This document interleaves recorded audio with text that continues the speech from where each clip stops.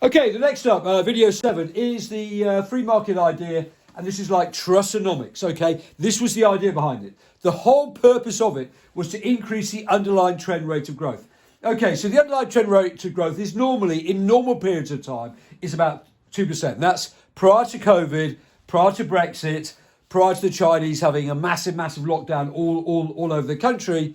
We could actually have the underlying trend rate of growth increasing by 2%. Therefore, we can increase AD at a faster rate and get non-inflationary growth. E.g., a classic example of this is Ireland, which has a corporation tax rate of 12.5% compared to ours, which is 19%. And in 2022, they have achieved 10% of growth, while the UK is struggling with about 0.1% of growth. Okay, but in Ireland, they also have a stable political system, and they've had loads of foreign direct investment coming into Ireland. Whereas in the UK, because of Brexit, we're not quite sure we are going to be able to attract the same amount of FDI coming into the UK.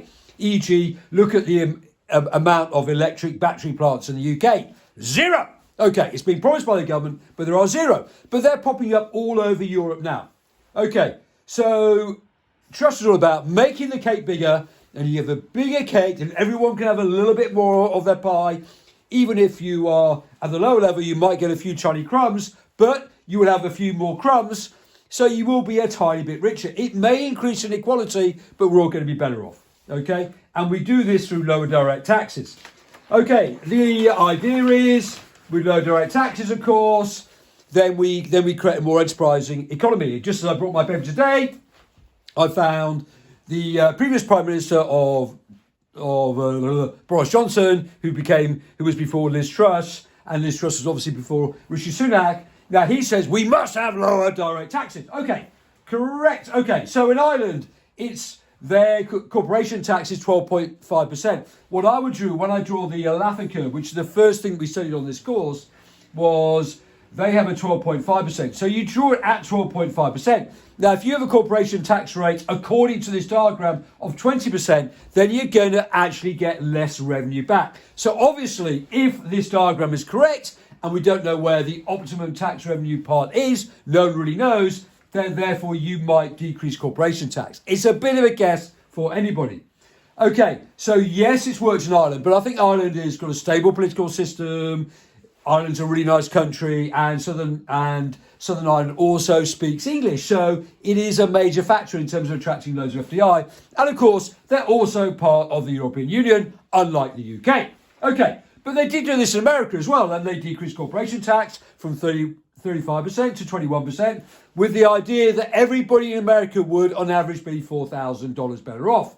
However, all it did was lead to an increase in inequality. Investment did not go up, which is critical in terms of increasing the underlying trend rate of growth, because what they did, or the executives brought share buybacks, their wages are linked to shares. So if the share price goes up, then they get more money. Cool way of doing it, but it increased inequality. Well, a cool way of doing it if you happen to be a chief executive. The best way to run a bank is to actually own a bank. All of that argument again.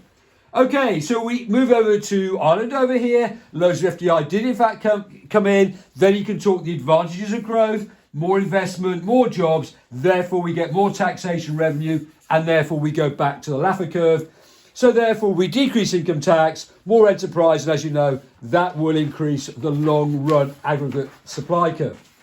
Okay, and also it will create labour market flexibility. So that's what we're also about. Now, this once again is a monetarist free market diagram. Remembering, of course, there is no conflict, according to the monetarists or the free market people, between the major government objectives. E.g., right, so on this diagram here, if aggregate demand falls, then real national income falls. But at the same time, there'll be more unemployment. Because there's more unemployment, therefore people will go to work and accept lower wages. Okay. But for that to happen, you must be reducing welfare payments. We've got universal credit, so therefore it's more like to pay to work. You've got to increase the tax threshold, decrease income tax, and trade union reform. And if you decrease corporation tax to 12.5%, some people even argue that we should decrease corporation tax to 0%. Now, that is really radical free market supply side stuff. So All you need to do, according to Truss, is to be a bold visionary. None of your stuff, Rishi Sunak, and playing around and increasing income taxes and having the highest tax rate ever. You need to be bold. You need to be visionary. Sounds very good. Appeals to Tory voters, obviously. However, I still believe in an interventionist supply side green revolution. Separate argument. Okay. Next up, Keynesian idea.